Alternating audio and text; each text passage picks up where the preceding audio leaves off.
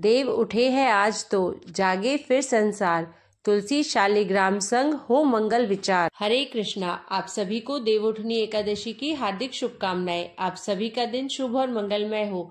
आज कार्तिक मास के शुक्ल पक्ष की एकादशी तिथि है, जिसे देवउठनी एकादशी के नाम से जाना जाता है। इस एकादशी को प्रबोधिनी एकादशी भी कहते हैं। इस एक व्रत को करने से व्रती को सहस्त्रों अश्वमेध और सैकड़ों राजसूय यज्ञों का फल प्राप्त हो जाता है। इस व्रत के प्रभाव से उसे चीर पराक्रमी और यशस्वी पुत्र की प्राप्ति होती है।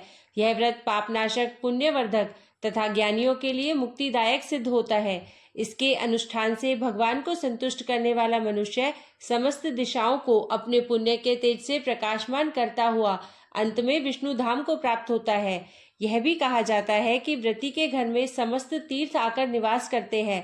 व्रत की रात्रि को जो मनुष्य जागरण करता है वह भूत, भविष्य और वर्तमान के 10,000 पीढ़ी को शीघ्र ही विष्णु लोक ले जाता है। जिस फल को ब्राह्मण, अश्वमेध आदि यज्ञों से भी प्राप्त नहीं कर पाते, वह इस एकादशी के रात्रि जागरण मात्र से सुख पूर्वक पा लेते हैं। यहाँ तक कि सब तीर्थों का स्नान, उनके गोदान करने से भी वह फल नहीं मिल सकता जो इस रात्रि के जागरण से प्राप्त होता है। लोगों का विश्वास है कि जागरण से गोविंद भगवान मनुष्य के कायिक, मानसिक और वाचिक समस्त पापों को धो देते हैं। इस व्रत की कथा सुनने से जैसी प्रसन्नता मिलती है, वैसी प्रसन्नता ना तो यज्ञों से और ना ही दान आदि करने से मिलती है। कथा सुनने मात्र से 100 गौदान का फल एवं अपने शतकुलों का उद्धार होता है। कथा करवाने वाले को समस्त पृथ्वी के दान करने का फल मिलता है। अब आइए श्रवण करते हैं देवउठनी एकादशी की कथा। एक राजा के राज्य में सभी लोग एकादशी का व्रत रखते थे। प्रजा तथा नौकर चाकरों से लेकर पशुओं तक को एकादशी के दिन अन्न नहीं दिया जाता था। एक दिन किसी दूसरे राज्य का एक व्यक्ति राजा के पास आकर बोला, महाराज, कृपा करके मुझे नौकरी पर रख ले। तब राजा ने उनके सामने एक शर्त रखी कि ठीक है, तुम्हें नौकरी पर रख लेते हैं, किंतु रोज तो तुम्हें खाने को सब कुछ मिलेगा, पर एकादशी को अन्न नहीं मिलेगा। उस व्यक्ति ने उस समय तो हाँ कर ली। कुछ दिन बीतने के पश्चात एकादशी तिथि आई। एकादशी के दिन जब उसे फलाहार का सामान दिया गया तो वह राजा के सामने जाकर गिड़गिड़ाने लगा और बोला, महाराज, इससे मेरा पेट नहीं भरेगा, मैं भूखा ही मर जाऊंगा, कृपया मुझे अन्न दे दो। राजा ने उसे शर्त की बात याद दिलाई, पर वह अन्न छोड़ने को राजी नहीं हुआ। तब राजा ने उसे आटा, दाल, चावल आदि दिए। वह नित्य की तरह नदी पर पहुंचा और स्नान कर भोजन पकाने लगा। जब भोजन बन गया तो वह भगवान को बुलाने लगा, आओ भगवान, भोजन तैयार है। उसके बुलाने पर पीताम्बर धारण किए भगवान चतुर्भुज रूप में आ पहुंचे तथा प्रेम से उसके साथ भोजन करने लगे। भोजन आदि करके भगवान अंतर्ध्यान हो गए तथा वह अपने काम पर चला गया। 15 दिन बाद अगली एकादशी को वह राजा से कहने लगा कि महाराज, मुझे आज दुगुना सामान दीजिए। उस दिन तो मैं भूखा ही रह गया था। राजा ने कारण पूछा तो उसने बताया कि हमारे साथ भगवान भी खाना खाते हैं, इसलिए हम दोनों के लिए यह सामान पूरा नहीं होता। यह सुनकर राजा को बड़ा आश्चर्य हुआ और वह बोला, मैं नहीं मान सकता कि भगवान तुम्हारे साथ खाते हैं। मैं तो इतना व्रत रखता हूँ, पूजा करता हूँ, पर भगवान ने मुझे कभी दर्शन नहीं दिए। राजा की बात सुनकर वह बोला, महाराज, यदि विश्वास ना हो तो साथ चलकर देख ले। फिर क्या था, राजा उस नौकर के साथ में गया और राजा एक पेड़ के पीछे छिपकर बैठ गया। उस व्यक्ति ने भोजन बनाया तथा भगवान को शाम तक पुकारता रहा, परंतु भगवान न आए। अंत में उसने कहा, हे भगवान, यदि आप नहीं आए तो मैं नदी में कूदकर प्राण त्याग दूंगा। उसके ऐसा कहने पर भी भगवान नहीं आए। तब वह प्राण त्यागने के उद्देश्य से नदी की तरफ बढ़ा। प्राण त्यागने का उसका दृढ़ इरादा जान शीघ्र ही भगवान ने प्रकट होकर उसे रोक लिया और साथ बैठकर भोजन करने लगे। खा पीकर वे उसे अपने विमान में बिठाकर अपने धाम ले गए। यह देख राजा ने सोचा कि व्रत उपवास से तब तक कोई फायदा नहीं होता जब तक मन शुद्ध ना हो। इससे राजा को ज्ञान मिला और वह भी मन से व्रत और उपवास करने लगा और अंत में स्वर्ग को प्राप्त हुआ। अब आइए श्रवण करते हैं देवउठनी एकादशी की दूसरी व्रत कथा, जिसे सुनने मात्र से सभी मनोकामनाएं पूरी होती है। एक राजा था, उसके राज्य में प्रजा सुखी थी तथा एकादशी को कोई भी अन्न नहीं बेचता था। सभी फलाहार करते थे। एक बार भगवान ने राजा की परीक्षा लेनी चाहिए। भगवान ने एक सुंदरी का रूप धारण किया तथा सड़क पर बैठ गए। तभी राजा उधर से निकला और सुंदरी को देख चकित रह गया। उसने पूछा, हे सुंदरी, तुम कौन हो और इस तरह यहाँ क्यों बैठी हो? तब सुंदर स्त्री बने भगवान बोले, मैं निराश्रिता हूँ, नगर में मेरा कोई जान पहचान वाला नहीं है, किससे सहायता मांगू। राजा उसके सुंदर रूप पर मोहित हो गया था। वह बोला, तुम मेरे महल में चलकर मेरी रानी बनकर रहो। सुंदरी बोली, मैं तुम्हारी बात मानूंगी, पर तुम्हें राज्य का अधिकार मुझे सौंपना होगा, अर्थात राज्य पर मेरा पूर्ण अधिकार होगा। मैं जो भी बनाऊंगी तुम्हें खाना होगा। राजा उसके रूप पर मोहित था, अतः उसने उसकी सभी शर्तें स्वीकार कर ली। अगले दिन एकादशी थी। रानी ने हुक्म दिया कि बाजारों में अन्य दिनों की तरह अन्न बेचा जाए। उसने घर में मांस मछली आदि पकवाए तथा परोसकर राजा से खाने के लिए कहा। यह देखकर राजा बोला, रानी आज एकादशी है, मैं तो केवल फलाहार ही करूंगा। तब रानी ने शर्त की याद दिलाई और बोली, या तो खाना खाओ, नहीं तो मैं बड़े राजकुमार का सिर काट लूंगी। राजा ने अपनी स्थिति बड़ी रानी से कही तो बड़ी रानी बोली, महाराज धर्म न छोड़े, बड़े राजकुमार का सिर दे दे, क्योंकि पुत्र तो फिर मिल जाएगा पर धर्म नहीं मिलेगा। इसी दौरान बड़ा राजकुमार खेलकर आ गया। माँ की आंखों में आंसू देखकर वह रोने का कारण पूछने लगा तो माँ ने उसे सारी वस्तु स्थिति बता दी। तब वह बोला, माँ आप चिंता न करिए, मैं सिर देने के लिए तैयार हूँ, इससे पिताजी के धर्म की रक्षा जरूर होगी। राजा दुखी मन से राजकुमार का सिर देने को तैयार हुआ तो रानी के रूप से भगवान विष्णु साक्षात प्रकट हुए और राजा को असली बात बताई। भगवान श्री हरि विष्णु जी ने कहा, हे राजन, तुम इस कठिन परीक्षा में पास हुए। भगवान ने प्रसन्न मन से राजा से वर मांगने को कहा तो राजा बोले, हे प्रभु, आपका दिया सब कुछ है हमारे पास, आप हमारा उद्धार करें। उसी समय वहां एक विमान उतरा। राजा ने अपना राज्य पुत्र को सौंप दिया और विमान में बैठकर परम धाम को चला गया। प्रेम से बोलिए लक्ष्मी नारायण भगवान की जय। देवउठनी एकादशी की एक प्रमुख कथा शंखासुर नामक राक्षस की है। शंखासुर ने तीनों लोकों में बहुत ही उत्पात मचाया हुआ था। तब सभी देवताओं के आग्रह करने पर भगवान विष्णु ने उस राक्षस से युद्ध किया और यह युद्ध कई वर्षों तक चला। युद्ध में वह असुर मारा गया और इसके बाद भगवान विष्णु विश्राम करने चले गए। कार्तिक मास शुक्ल पक्ष की एकादशी के दिन भगवान विष्णु की निद्रा टूटी थी और सभी देवताओं ने भगवान विष्णु की पूजा की थी। शिव महापुराण के अनुसार पौराणिक समय में दैत्यों का राजा दंभ हुआ करता था और वह बहुत बड़ा विष्णु भक्त था। कई सालों तक उसके यहाँ संतान नहीं होने के कारण उसने शुक्राचार्य को अपना गुरु बनाकर उनसे श्री कृष्ण मंत्र प्राप्त किया। यह मंत्र प्राप्त करके उसने पुष्कर सरोवर में घोर तपस्या की। भगवान विष्णु उसकी तपस्या से प्रसन्न हुए और उसे संतान प्राप्ति का वरदान दे दिया। भगवान विष्णु के वरदान से राजा दंभ के यहाँ एक पुत्र ने जन्म लिया और इस पुत्र का नाम शंखचूड़ रखा गया। जब शंखचूड़ बड़ा हुआ तो उसने ब्रह्मा जी को प्रसन्न करने के लिए पुष्कर में घोर तपस्या की। उसकी तपस्या से प्रसन्न होकर ब्रह्मा जी ने उसे वरदान मांगने को कहा। तब शंखचूड़ ने वरदान मांगा कि वह हमेशा अजर अमर रहे, वह कोई भी देवता उसे नहीं मार पाए। ब्रह्मा जी ने उसे यह वरदान दे दिया और कहा कि वह बद्रीवन में जाकर धर्मध्वज की पुत्री तुलसी जो तपस्या कर रही है उससे विवाह कर ले। शंखचूड़ ने वैसा ही किया और तुलसी के साथ विवाह कर लिया। तत्पश्चात सुखपूर्वक रहने लगा। उसने अपने बल से देवताओं, असुरों, दानवों, राक्षसों, गंधर्वों, नागों, किन्नरों, मनुष्यों तथा त्रिलोकी के सभी प्राणियों पर विजय प्राप्त कर ली। वह भगवान श्री कृष्ण का परम भक्त था। शंखचूड़ के अत्याचारों से सभी देवता परेशान होकर ब्रह्मा जी के पास गए और ब्रह्मा जी ने उन्हें भगवान विष्णु के पास ले गए। भगवान विष्णु ने उनसे कहा कि शंखचूड़ की मृत्यु भगवान शिव के त्रिशूल से ही होगी, अतः आप उनके पास जाएं। भगवान शिव ने चित्ररथ नामक गण को अपना दूत बनाकर शंखचूड़ के पास भेजा। चित्ररथ ने शंखचूड़ को समझाया कि वह देवताओं को उनका राज्य लौटा दे, परंतु शंखचूड़ ने मना कर दिया और कहा कि वह महेश्वर से युद्ध करना चाहता है। भगवान शिव को जब यह बात पता चली तो वे युद्ध के लिए अपनी सेना लेकर निकल पड़े। इस तरह देवता और दानवों में घमासान युद्ध हुआ, परंतु ब्रह्मा जी के वरदान के कारण शंखचूड़ को देवता नहीं हरा पाए। भगवान शिव ने शंखचूड़ का वध करने के लिए जैसे ही अपना त्रिशूल उठाया तभी आकाशवाणी हुई कि जब तक शंखचूड़ के हाथ में श्री हरि का कवच है और इसकी पत्नी का सतीत्व अखंडित है तब तक इसका वध असंभव है। आकाशवाणी सुनकर भगवान विष्णु वृद्ध ब्राह्मण का रूप धारण कर शंखचूड़ के पास गए और उससे श्री हरि कवच दान में मांग लिया। शंखचूड़ ने वह कवच बिना किसी संकोच के दान कर दिया। इसके बाद भगवान विष्णु शंखचूड़ का रूप बनाकर तुलसी के पास गए। शंखचूड़ रूपी भगवान विष्णु ने तुलसी के महल के द्वार पर जाकर अपनी विजय होने की सूचना दी। यह सुनकर तुलसी बहुत प्रसन्न हुई और पति रूप में आए भगवान का पूजन किया व रमण किया। ऐसा करते ही तुलसी का सतीत्व खंडित हो गया और भगवान शिव ने युद्ध में अपने त्रिशूल से शंखचूड़ का वध कर दिया। तब तुलसी को पता चला कि वे उनके पति नहीं हैं, बल्कि वे तो भगवान विष्णु हैं।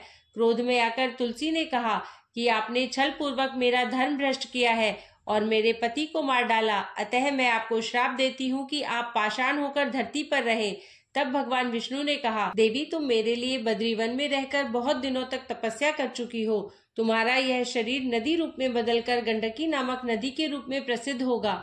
तुम पुष्पों में श्रेष्ठ तुलसी का वृक्ष बन जाओगी और सदा मेरे साथ रहोगी। तुम्हारे श्राप को सत्य करने के लिए मैं पाषाण अर्थात शालिग्राम बनकर रहूंगा और गंडकी नदी के तट पर मेरा वास होगा। अब आइए सुनते हैं देवउठनी एकादशी के दिन सुनी जाने वाली श्री शालिग्राम जी की पुण्य फल प्रदान करने वाली कथा। एक कसाई था सदना। वह बहुत ईमानदार था। वो भगवान के नाम और कीर्तन में मस्त रहता था। यहाँ तक कि मांस काटते बेचते हुए भी वह भगवान का नाम गुनगुनाता रहता था। एक दिन वह अपनी ही धुन में कहीं जा रहा था कि उसके पैर से कोई पत्थर टकराया। वह रुक गया और उसने देखा एक काले रंग के गोल पत्थर से उसका पैर टकरा गया है। उसने वह पत्थर उठा लिया और अपनी जेब में रख लिया, यह सोचकर कि यह मांस तोलने के काम आएगा। वापस आकर उसने वह पत्थर मांस के वजन को तोलने के काम में लगाया। कुछ ही दिनों में उसने समझ लिया कि यह पत्थर कोई साधारण नहीं है, क्योंकि जितना वजन उसको तोलना होता पत्थर उतने वजन का ही हो जाता। धीरे धीरे यह बात फैलने लगी कि सदना कसाई के पास वजन करने वाला जो पत्थर है वह जितना चाहता है पत्थर उतना ही तोल देता है। किसी को 1 किलो मांस देना होता तो तराजू में उस पत्थर को एक तरफ डालने पर दूसरी ओर 1 किलो का मांस ही तुलता। अगर किसी को 2 किलो चाहिए होता तो वह पत्थर 2 किलो के भार जितना भारी हो जाता। इस चमत्कार के कारण उसके यहाँ लोगों की भीड़ जुटने लगी। भीड़ जुटने के साथ ही सदना की दुकान की बिक्री भी बढ़ती गई। यह बात एक ब्राह्मण तक भी पहुंची। हालांकि वह ऐसी अशुद्ध जगह पर नहीं जाना चाहते थे जहां मांस कटता हो वह बिकता हो, किंतु चमत्कारिक पत्थर को देखने की उत्सुकता उसे सदना की दुकान तक खींच लाई। दूर से खड़ा वह सदना कसाई को मांस तोलते देखने लगा। उसने देखा कि कैसे वह पत्थर हर प्रकार के वजन को बराबर तोल रहा था। ध्यान से देखने पर उसके शरीर के रोए खड़े हो गए। भीड़ के छटने अर्थात कम होने के बाद ब्राह्मण सदना कसाई के पास गया। ब्राह्मण को अपनी दुकान में आया देखकर सदना कसाई प्रसन्न भी हुआ और आश्चर्यचकित भी। बड़ी नम्रता से सदना ने ब्राह्मण को बैठने के लिए स्थान दिया और पूछा कि हे ब्राह्मण देव, मैं आपकी क्या सेवा कर सकता हूँ। ब्राह्मण बोले, तुम्हारे इस चमत्कारिक पत्थर को देखने के लिए ही मैं तुम्हारी दुकान पर आया हूँ, या यूं कहूँ कि ये चमत्कारी पत्थर ही मुझे खींचकर तुम्हारी दुकान पर ले आया है। बातों ही बातों में उन्होंने सदना कसाई को बताया कि जिसे पत्थर समझकर वो मांस तोल रहा है वास्तव में वो शालिग्राम जी हैं, जो कि भगवान का स्वरूप होता है। शालिग्राम जी को इस तरह गले कटे मांस के बीच में रखना व उनसे मांस तोलना बहुत बड़ा पाप है। सदना बड़ी ही सरल प्रवृत्ति का भक्त था। ब्राह्मण की बात सुनकर उसे लगा कि अनजाने में मैं तो बहुत बड़ा पाप कर रहा हूँ। अनुनय विनय करके सदना ने वह शालिग्राम उन ब्राह्मण को दे दिया और कहा कि आप तो ब्राह्मण है, अतः आप ही इनकी सेवा परिचर्या करके इन्हें प्रसन्न करें। मेरे योग्य कुछ सेवा हो तो मुझे अवश्य बताए। ब्राह्मण शालिग्राम जी की शिला को बहुत सम्मान से घर ले आए। घर आकर उन्होंने श्री शालिग्राम जी को स्नान करवाया, पंचामृत से अभिषेक किया, वह पूजा अर्चना आरंभ कर दी। कुछ ही दिन बीते थे कि उन ब्राह्मण के स्वप्न में श्री शालिग्राम जी आए और कहा, हे ब्राह्मण, मैं तुम्हारी सेवाओं से प्रसन्न हूँ, किंतु तुम मुझे उसी कसाई के पास छोड़ आओ। स्वप्न में ही ब्राह्मण ने शालिग्राम भगवान से कारण पूछा तो उत्तर मिला कि तुम मेरी पूजा अर्चना करते हो, मुझे अच्छा लगता है, परंतु जो भक्त मेरे नाम का गुणगान कीर्तन करते रहते हैं उनको मैं अपने आप को भी बेच देता हूँ। सदना तुम्हारी तरह मेरी सेवा नहीं करता है, परंतु वह हर समय मेरा नाम गुनगुनाता रहता है, जो कि मुझे बहुत अच्छा लगता है, इसलिए तो मैं उसके पास गया था। ब्राह्मण अगले दिन ही सदना कसाई के पास गया और उनको प्रणाम करके सारी बात बताई। तत्पश्चात श्री शालिग्राम जी को उन्हें सौंप दिया। ब्राह्मण की बात सुनकर सदना कसाई की आंखों में आंसू आ गए। मन ही मन उन्होंने मांस बेचने खरीदने के कार्य को तिलांजलि देने की सोची और निश्चय किया कि यदि मेरे ठाकुर जी को कीर्तन पसंद है तो मैं अधिक से अधिक समय नाम कीर्तन ही करूंगा। देव प्रबोधिनी एकादशी अर्थात देवउठनी एकादशी के दिन भगवान शालिग्राम व तुलसी का विवाह संपन्न कर मांगलिक कार्यों का प्रारंभ किया जाता है। हिंदू धर्म मान्यता के अनुसार इस दिन तुलसी शालिग्राम विवाह करने से अपार पुण्य प्राप्त होता है। अब आइए अंत में श्रवण करते हैं घर में सुख समृद्धि बनाए रखने वाली माता लक्ष्मी की कथा। बनारस में एक बड़े धनवान सेठ रहते थे। वह विष्णु भगवान के परम भक्त थे और हमेशा सच बोला करते थे। एक बार जब भगवान सेठ जी की प्रशंसा कर रहे थे, तभी माँ लक्ष्मी ने कहा, हे स्वामी, आप इस सेठ की इतनी प्रशंसा किया करते हैं, क्यों ना आज इसकी परीक्षा ली जाए और जाना जाए कि क्या वह सचमुच इसके लायक है या नहीं। भगवान बोले, ठीक है, अभी सेठ गहरी निद्रा में है, आप उसके स्वप्न में जाएं और उसकी परीक्षा ले लें। अगले ही क्षण सेठ जी को एक स्वप्न आया। स्वप्न में धन की देवी माता लक्ष्मी उनके सामने आई और बोली, हे राजन, मैं धन की दात्री लक्ष्मी हूँ। सेठ जी को अपनी आंखों पर यकीन नहीं हुआ और वे बोले, माता, आपने साक्षात अपने दर्शन देकर मेरा जीवन धन्य कर दिया। बताइए, मैं आपकी क्या सेवा कर सकता हूँ। देवी लक्ष्मी ने कहा, कुछ नहीं राजन, मैं तो बस इतना बताने आई हूँ कि मेरा स्वभाव चंचल है और वर्षों से तुम्हारे भवन में मैं निवास करते करते ऊब चुकी हूँ, इसलिए मैं अब यहाँ से जा रही हूँ। सेठ जी बोले, मेरा आपसे निवेदन है कि आप यहीं रहे, किंतु अगर आपको यहाँ अच्छा नहीं लग रहा है तो मैं भला आपको कैसे रोक सकता हूँ। सेठ ने कहा, हे माँ, आप अपनी इच्छा अनुसार जहाँ चाहे जा सकती है। तत्पश्चात देवी लक्ष्मी उसके घर से चली गई। थोड़ी देर बाद माता लक्ष्मी रूप बदलकर पुनः सेठ के स्वप्न में यश के रूप में आई और बोली, सेठ, मुझे पहचान रहे हो कि मैं कौन हूँ। सेठ ने कहा, नहीं महोदय, मैंने आपको नहीं पहचाना। यश ने बोला, मैं यश हूँ, मैं ही तेरी कीर्ति और प्रसिद्धि का कारण हूँ, लेकिन अब मैं तुम्हारे साथ नहीं रहना चाहता, क्योंकि माँ लक्ष्मी यहाँ से चली गई है, इसलिए मेरा भी यहाँ कोई काम नहीं है। सेठ ने बोला, ठीक है, यदि आप भी जाना चाहते हैं तो वही सही। सेठ जी अभी भी स्वप्न में ही थे और उन्होंने देखा कि वह दरिद्र हो गए हैं और धीरे धीरे उनके सारे रिश्तेदार व मित्र सभी उनसे दूर हो गए हैं। यहाँ तक कि जो लोग उनका गुणगान किया करते थे वो भी अब बुराई करने लगे हैं। कुछ और समय बीतने पर माँ लक्ष्मी धर्म का रूप धारण कर पुनः सेठ के स्वप्न में आई और बोली, सेठ, मैं धर्म हूँ। माँ लक्ष्मी और यश के जाने के बाद मैं भी इस दरिद्रता में तुम्हारा साथ नहीं दे सकता, इसलिए मैं भी जा रहा हूँ। फिर सेठ ने कहा, जैसी आपकी इच्छा। सेठ ने उत्तर दिया और धर्म भी वहां से चला गया। कुछ और समय बीत जाने पर माँ लक्ष्मी सत्य के रूप में स्वप्न में प्रकट हुई और बोली, हे सेठ, मैं सत्य हूँ। लक्ष्मी, यश और धर्म के जाने के बाद अब मैं भी यहाँ से जाना चाहता हूँ। ऐसा सुनकर सेठ जी ने तुरंत सत्य के पांव पकड़ लिए और बोले, महाराज, मैं आपको नहीं जाने दूंगा। भले ही सब मेरा साथ छोड़ दे, मुझे त्याग दे, पर कृपया आप ऐसा मत करिए। सत्य के बिना मैं एक क्षण नहीं रह सकता। यदि आप चले जाएंगे तो मैं तत्काल ही अपने प्राण त्याग दूंगा। सेठ की ऐसी बातें सुनकर सत्य ने कहा, लेकिन तुमने बाकी तीनों को बड़ी आसानी से जाने दिया, उन्हें क्यों नहीं रोका। सेठ जी बोले, मेरे लिए वे तीनों भी बहुत महत्व रखते हैं, लेकिन उन तीनों के बिना भी मैं भगवान के नाम का जाप करते करते उद्देश्यपूर्ण जीवन जी सकता हूँ, परंतु यदि आप चले गए तो मेरे जीवन में झूठ प्रवेश कर जाएगा और मेरी वाणी अशुद्ध हो जाएगी। भला ऐसी वाणी से मैं अपने भगवान की वंदना कैसे कर सकूंगा। मैं तो किसी भी कीमत पर आपके बिना नहीं रह सकता। सेठ जी का उत्तर सुन सत्य प्रसन्न हो गया और उसने कहा, तुम्हारी अटूट भक्ति ने मुझे यहाँ रुकने पर विवश कर दिया और अब मैं यहाँ से कभी नहीं जाऊंगा। ऐसा कहते हुए सत्य अंतर्ध्यान हो गया। सेठ जी अभी भी निद्रा में ही थे। थोड़ी देर बाद स्वप्न में धर्म वापस आया और बोला, मैं अब तुम्हारे पास ही रहूंगा, क्योंकि यहाँ सत्य का निवास है। फिर क्या था, सेठ जी ने प्रसन्नता पूर्वक धर्म का स्वागत किया। उसके तुरंत बाद यश भी लौट आया और बोला, हे सेठ, जहाँ सत्य और धर्म है वहाँ यश स्वतः ही आ जाता है, इसलिए अब मैं भी तुम्हारे साथ ही रहूंगा। सेठ जी ने यश की भी आवभगत की और अंत में माँ लक्ष्मी आई। उन्हें देखते ही सेठ जी नतमस्तक होकर बोले, हे देवी, क्या आप भी पुनः मुझ पर कृपा करेंगी। देवी लक्ष्मी ने कहा, अवश्य राजन, जहाँ सत्य, धर्म और यश हो वहाँ मेरा वास निश्चित है। यह सुनते ही सेठ जी की नींद खुल गई। उन्हें यह सब स्वप्न लगा, परंतु वास्तविकता में वह एक कड़ी परीक्षा से उत्तीर्ण होकर निकले थे। हमें भी हमेशा याद रखना चाहिए कि जहाँ सत्य का निवास होता है वहाँ यश, धर्म और देवी लक्ष्मी का निवास स्वतः ही हो जाता है। सत्य है तो सिद्धि, प्रसिद्धि और समृद्धि है। तो प्रेम से बोलिए श्री लक्ष्मी नारायण भगवान की जय।